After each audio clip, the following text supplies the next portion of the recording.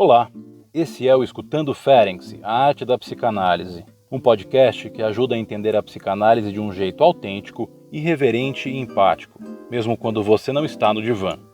Com episódios semanais, diferentes analistas do Grupo Brasileiro de Pesquisa Sandor Ferenczi apresentam e discutem o pensamento desse ilustre pioneiro da psicanálise. Coloque seus fones de ouvido e seja bem-vindo. Olá, eu sou Eliana Schuller Reis, psicanalista, autora dos livros De Corpos e Afetos, Transferências e Clínica Psicanalítica e Conferência Clínica Subjetivação Política, em parceria com Jogondar. Sou membro do Espaço Brasileiro de Estudos Psicanalíticos do Rio de Janeiro e do Grupo Brasileiro de Pesquisas Sandor Ferenczi. O tema que vou trazer hoje para vocês surge em um texto de Ferenczi de 1912, intitulado Sintomas Transitórios no Decorrer de uma Psicanálise, que se encontra no volume 1 das Obras Completas.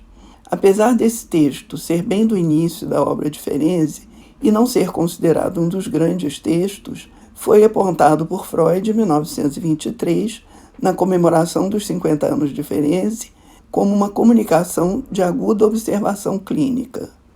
Na verdade, esse tema se estende por inúmeros textos muito simples e curtos, em geral bem descritivos, publicados entre os anos de 1913 a 1923.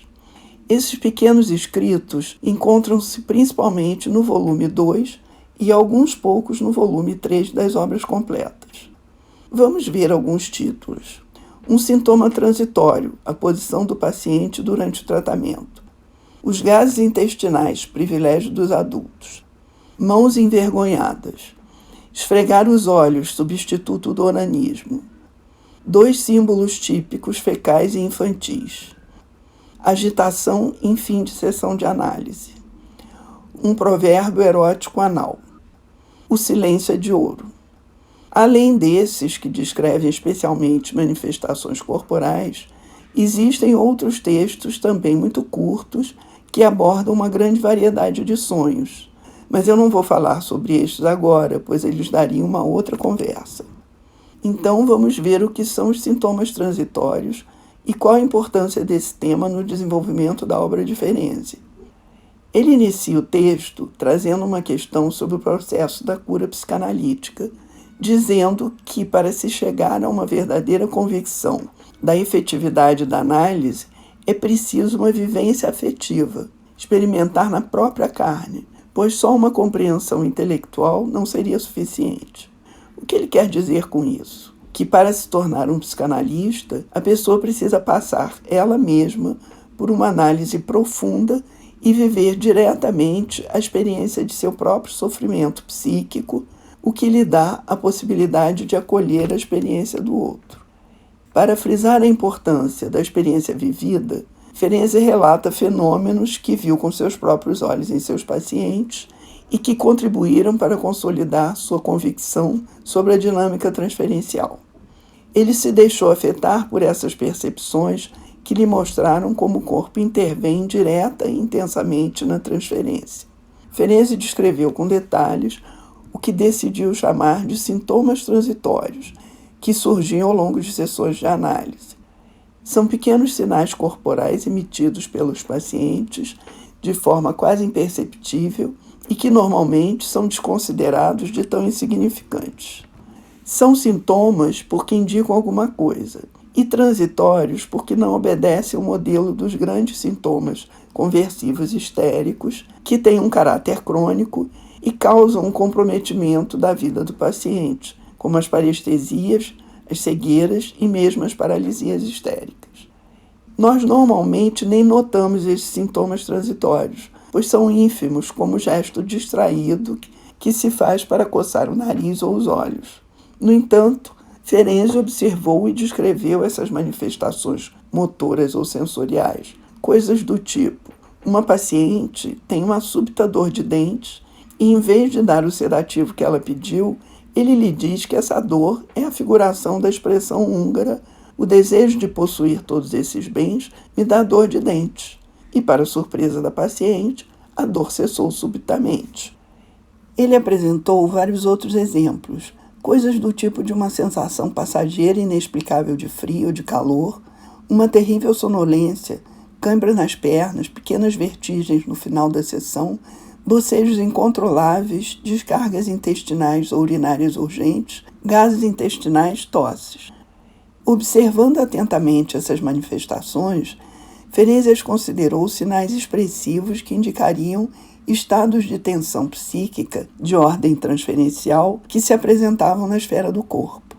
Haveria uma espécie de regressão caracterial, em que certos aspectos ligados às fixações autoeróticas, táteis, orais, anais, uretrais e outras, passavam a se manifestar subitamente nessas atividades motoras ou alterações sensoriais.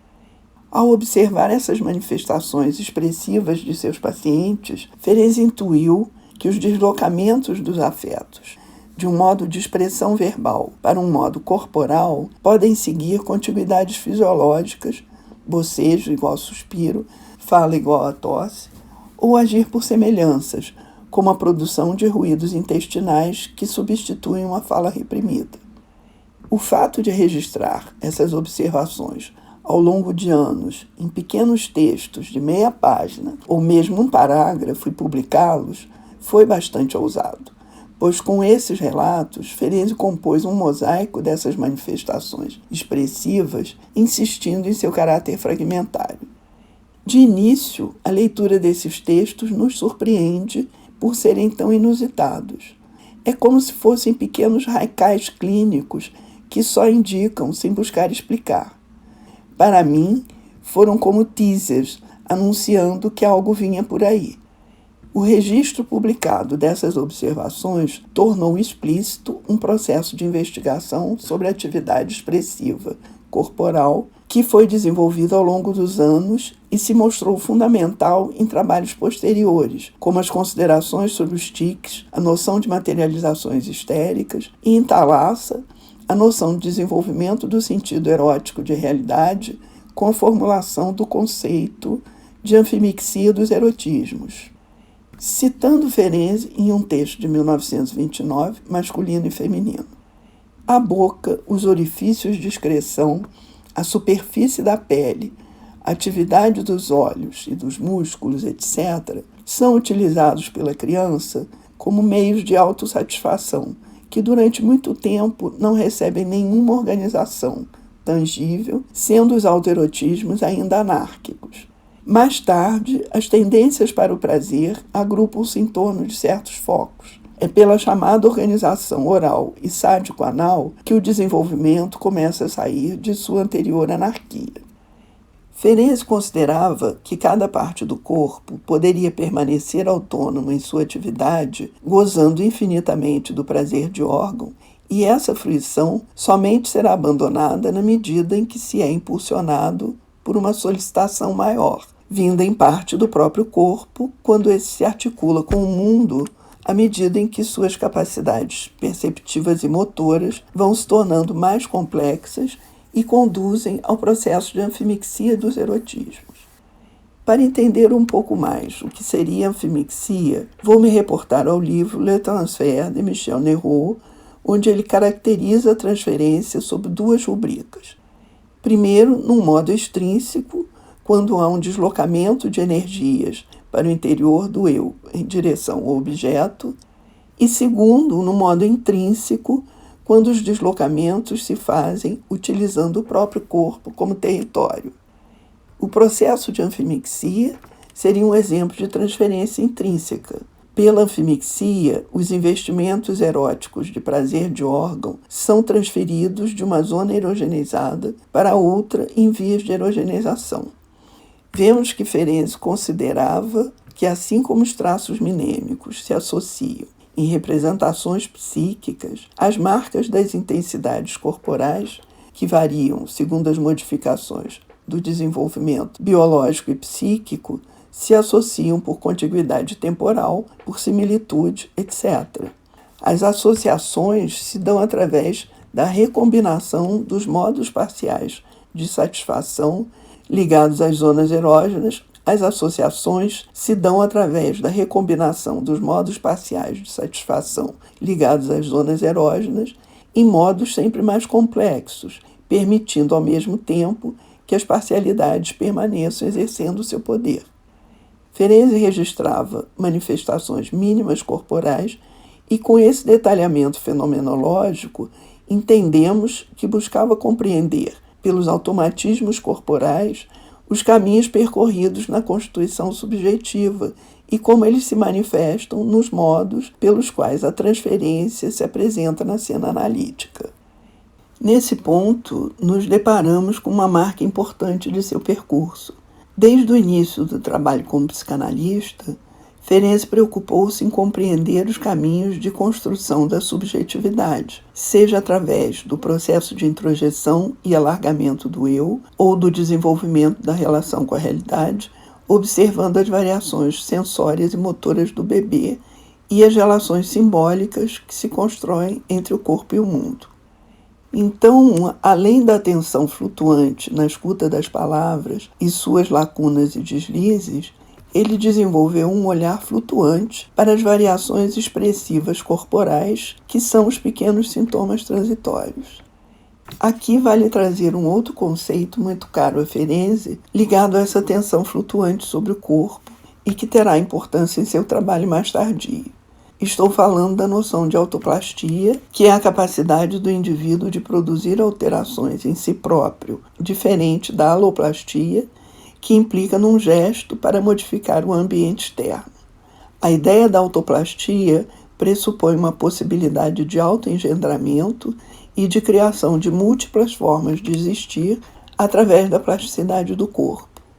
Vemos em O Desenvolvimento do Sentido de Realidade e Seus Estágios, de 1913, texto que teve uma excelente apresentação por Bartolomeu Vieira em outro podcast, que Ferenczi seguiu com atenção as modificações e alterações autoplásticas produzidas pelo bebê em seu processo de desenvolvimento e, através delas, buscava compreender como se desenvolve a relação do eu com o mundo ambiente, mas também começava a elaborar um entendimento de como se produzem os sintomas, que ele considerava como indícios de uma atividade criadora. Assim, ele se interrogou sobre os caminhos percorridos na relação do eu com o mundo, falando, por exemplo, da onipotência do gesto mágico do bebê que estende a mão para o objeto que quer alcançar, movido pela ilusão causada pela distância, e o objeto parece caber em sua mão. Ferenczi fez a ligação entre a onipotência gestual do bebê e a onipotência gestual dos sintomas conversivos histéricos que criam um corpo que difere do modelo neuroanatômico. Foi o seu olhar atento aos pequenos sintomas transitórios que lhe permitiu elaborar a compreensão da potência autoplástica do corpo ao se expressar como multiplicidade no pequeno sinal, nos tons de voz, na gestualidade, no tônus muscular e nas sensações corporais mínimas. Freud revelou que a alma se converte em corpo na histeria. A partir disso, Ferenczi traçou uma trajetória em que corpo e alma se interpenetram e se expressam mutuamente nas pequenas ações. Esse olhar para o corpo e os ínfimos sinais emitidos permitiu a Ferenczi se manter em contato na clínica com a dimensão dos fragmentos que se expressam sem forçosamente criar um todo unitário. Isso levou-o a dizer em uma entrada do Diário Clínico, em 10 de janeiro de 1932, cujo título é Pensar com o corpo é como a histeria, que forças intelectuais primitivas são acionadas quando as formas mais organizadas não dão conta. Nesse trecho, ele explora as possibilidades de utilizar as ideias modernas sobre energia e matéria para compreender certos funcionamentos psíquicos e corporais acionados em situações extremas. Aqui eu cito o Diário Clínico. Nos momentos de grande aflição, em face dos quais o sistema psíquico não está à altura, que quando esses órgãos especiais, nervosos e psíquicos, são destruídos com violência, forças psíquicas muito primitivas despertam e elas tentam controlar a situação perturbada. Nos momentos em que o sistema psíquico falha, o organismo começa a pensar.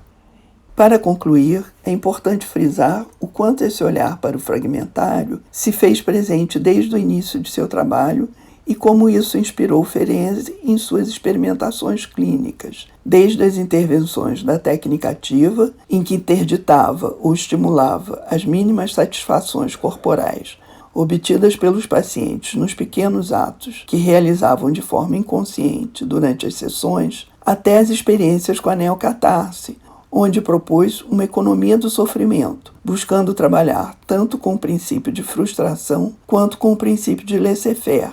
Sua intenção era criar uma atmosfera de confiança e liberdade, abrindo espaço para o surgimento de manifestações que ele entendia como símbolos minêmicos corporais, em que o passado emergia, não como lembrança, mas como uma realidade vivida no espaço transferencial.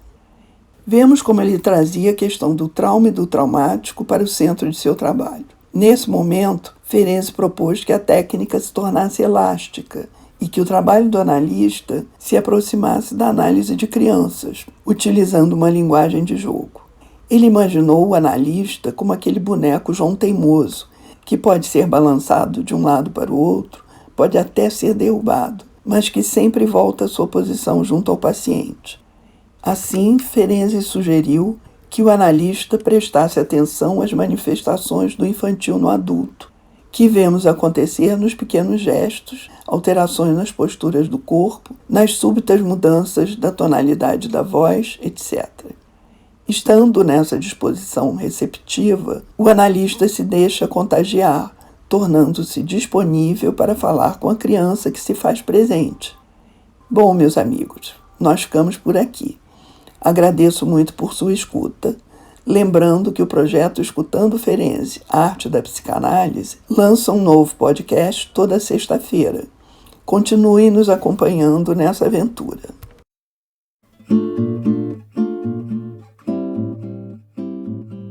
Esse foi o Escutando Ferenczi, a Arte da Psicanálise, um podcast organizado pelo Grupo Brasileiro de Pesquisa Sandor Ferenczi. Os episódios do Escutando Ferenczi são publicados toda sexta-feira. E para quem quiser saber mais sobre o nosso grupo e atividades, estamos também no YouTube e no Instagram. Até a próxima semana!